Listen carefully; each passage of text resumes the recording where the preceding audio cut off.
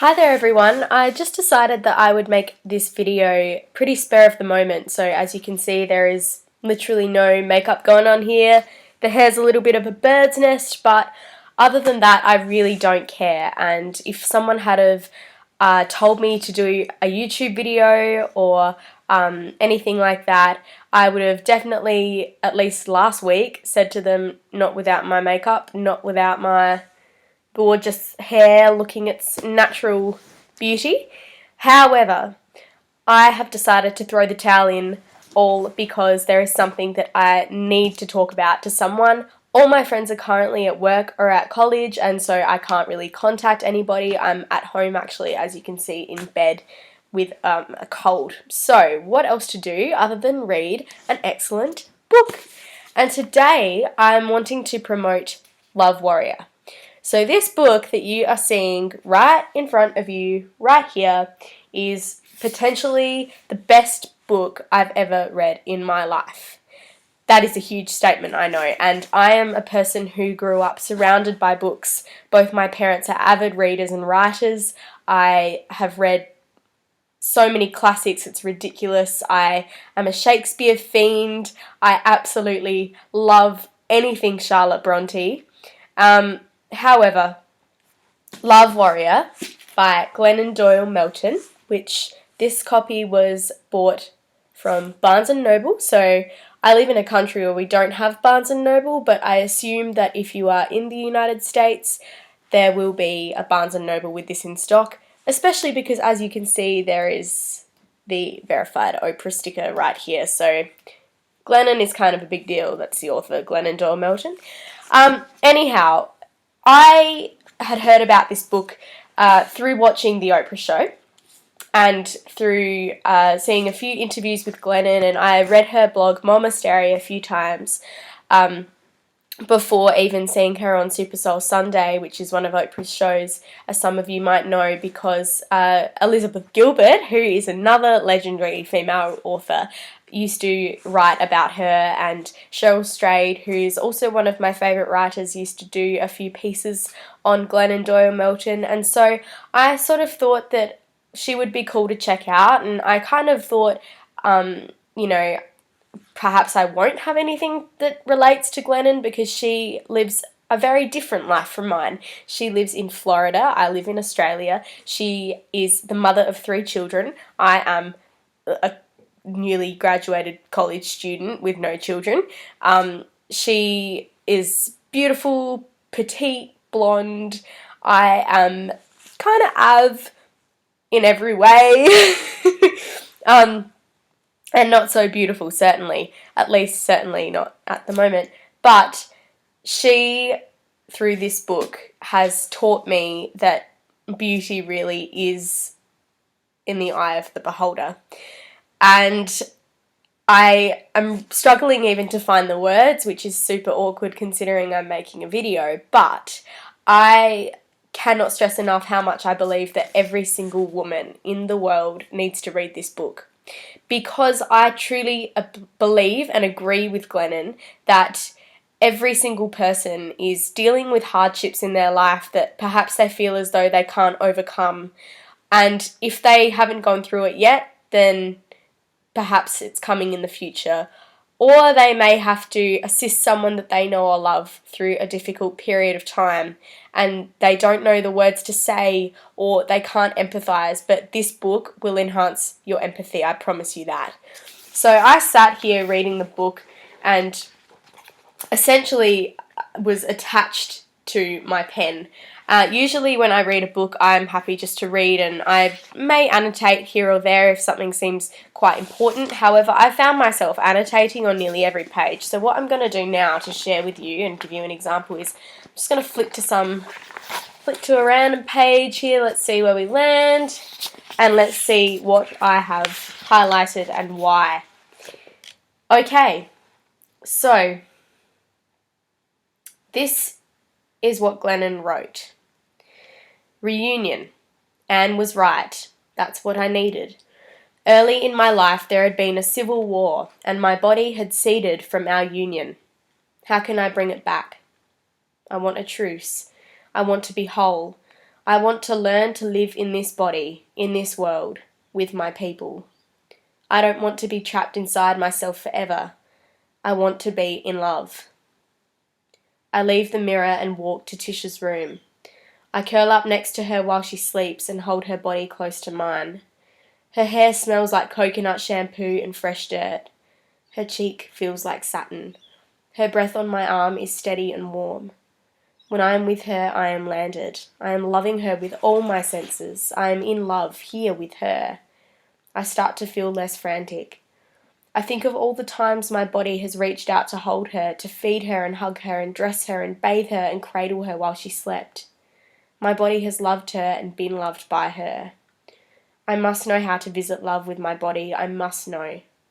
She wakes up and I kiss her forehead, and then I leave. She needs to sleep.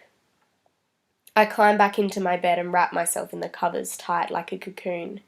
I want to be here, in my body, with her, with others. If love is a place, even if it's a scary place, I want to live there. As I fall asleep, I decide to stop writing for a long while. I need to live this, not create it. I need to let it be what it is, let it become, without forcing my pain into art. I need whatever happens with my family to be real, not shoved into a storyline. I will not try to control it by making sense of it. This is not material, this is my life. These people are not characters. I'll let go of control and live this instead of write it. I will not hide from this by hovering above or diving below. I'll land inside of it. My bedroom door opens and my dog Theo walks in, jumps onto my bed and curls up into the nook behind my knees. I feel his warmth and the weight of his body grounding my legs, holding me down like an anchor. I'm in love with Theo right now, I think. I'm here and he's here. We're together. But dogs and small children are one thing. It's easy to let myself fall into love with them because they can't hurt me. Grown-ups are another thing entirely. Grown-ups are dangerous. And yet, I want to fall in grown-up love. I want risky, true, scary love. I want to learn how to let my body bring me to love with an equal partner. I want that. Wow.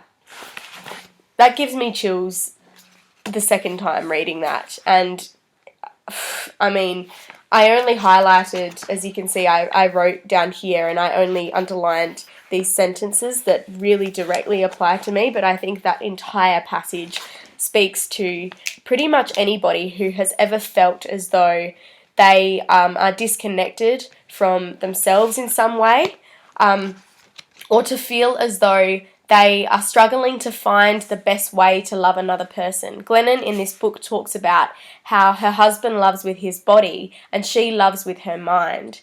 And she couldn't love him properly because he was not present in his mind but in his body, and she's only present in her mind and not her body. So you can see that there is certainly a clash there of the ways in which they best communicate and relate to one another. And it goes into the very, very in-depth and very brave story of how she was able to stare into the face of adversity time and time again during her life and overcome it every time stronger in love with herself, in love with God, and in love with the people around her. Glennon really proves, I think, that there is possibility for a rebirth after tragedy. And we all in this world seem to be searching for quick fixes to make us feel better, or some way of improving our self-esteem or numbing the pain, as she says, and making excuses not to show up for this crazy, heartbreaking world that we sometimes experience. And Glennon's whole point is that she doesn't want people to not show up. She is urging people to make themselves 110% present and attentive to the painful experiences that make themselves known in our lives. So instead of asking, why me? we should be asking the same lesson that Maya Angelou used to speak about asking herself when things were tough. Why is this teaching me a lesson? What is this here to specifically teach me about myself, about my life, and about other people? And once you get the lesson, you can move forward. And Glennon, I think, is an example of someone who has moved forward with such a full heart and a real ability to make a difference in the lives of others. I know she's certainly changed my life.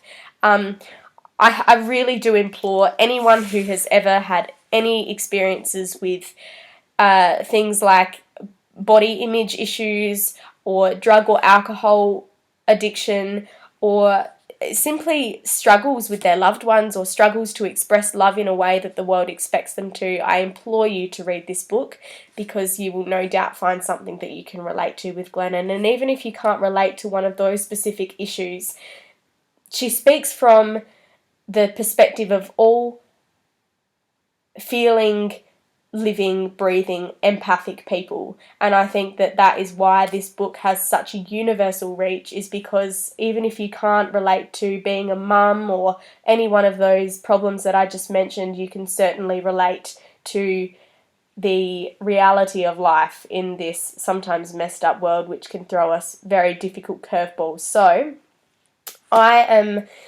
going to continue reading the final chapter of this book, and if you guys like this video, please give it a thumbs up, and you are welcome to subscribe. I would plan on making videos like this as often as you guys want.